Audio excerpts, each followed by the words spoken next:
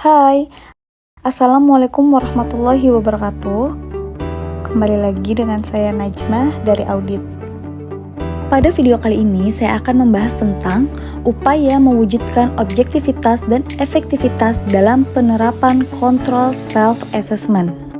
Control Self-Assessment tak lepas dari peran auditor internal sebagai fasilitator yang senantiasa membimbing dan mengawasi penilaian risiko dan pengendalian internal yang dilakukan oleh manajemen agar penerapan Control Self-Assessment tetap berjalan secara objektif.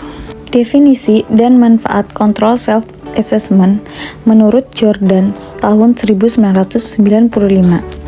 Perusahaan yang menggunakan self-assessment memiliki proses yang didokumentasikan secara formal di mana perusahaan dan atau tim kerja yang terlibat secara langsung dalam fungsi bisnis menilai efektivitas proses yang ada dan memutuskan apakah peluang pencapaian sebagian atau seluruh tujuan bisnis telah cukup diyakini. Sedangkan menurut Institute of Internal Auditor tahun 2012, Control Self-Assessment merupakan proses di mana efektivitas diperiksa dan dinilai. Tujuannya adalah memberikan keyakinan memadai bahwa semua tujuan bisnis akan tercapai. Definisi ini mengartikan perlunya manajemen atau tim kerja, bukan internal audit, untuk menilai pengendalian internal. Control Self-Assessment merupakan sebuah proses untuk menilai dan mengevaluasi pengendalian internal sebuah perusahaan. Dalam beberapa pendekatan terkait penerapan Control Self-Assessment bisa menggunakan beberapa konsep yang sama yang dimiliki dalam kerangka pengendalian internal Committee of Sponsoring Organization.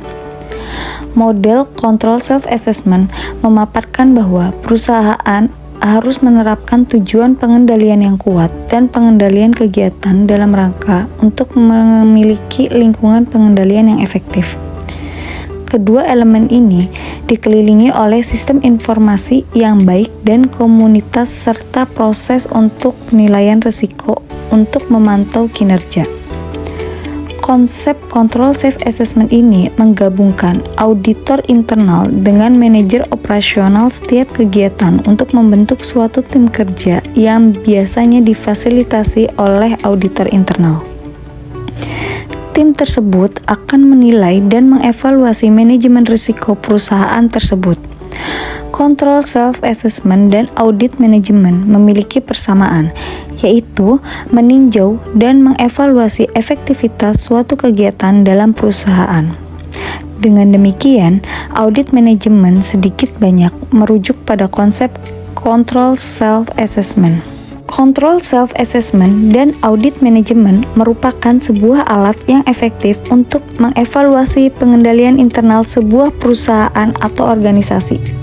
Control Self-Assessment memiliki berbagai manfaat bagi suatu perusahaan atau organisasi yang melaksanakannya, karena memberikan value add yang besar dan meningkatkan kinerja operasional perusahaan atau organisasi. Adapun beberapa manfaat Control Self-Assessment menurut Zabihola Rizzi tahun 2013. Yang pertama, meningkatkan lingkungan pengendalian melalui awareness karyawan atas tujuan organisasi dan peran internal kontrol dalam pencapaiannya.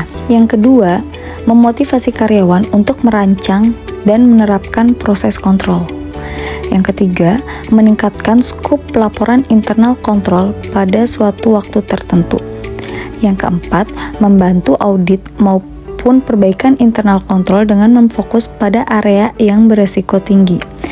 Yang kelima, mengefektifkan perbaikan dengan mentransfer control ownership dan responsibility pada operating employee. Control self-assessment yang didokumentasikan secara formal tentunya harus memakai metode tertentu yang sistematis agar hasilnya bisa dipertanggungjawabkan. Metode control self-assessment yang banyak digunakan adalah facilitated workshop yaitu serangkaian workshop atau pertemuan yang difasilitasi oleh auditor internal atau pihak lain di luar manajemen. Workshop ini dapat diterapkan pada suatu unit kerja, proses bisnis, proyek, fungsi, atau pada level manapun di mana tujuan atau sasaran dapat didefinisikan secara jelas. Workshop melibatkan orang-orang yang bertanggung jawab langsung terhadap pencapaian tujuan organisasi dan dirancang untuk mengevaluasi dan menilai kemungkinan pencapaian tujuan. Ada pula metode kontrol self-assessment lainnya seperti survei atau kuesioner dan manajemen produk analis. Apapun metode yang digunakan, proses kontrol self-assessment mampu mengidentifikasi risiko organisasi yang signifikan, menilai pengendalian yang ada untuk mengelola risiko, mengembangkan rencana kerja untuk menurunkan risiko ke level yang aman bagi organisasi, dan mengukur kemungkinan pencapaian tujuan organisasi. Oke, sekian dulu video kali ini dan akan dilanjut pada video di part 2. Terima kasih. Assalamualaikum warahmatullahi wabarakatuh.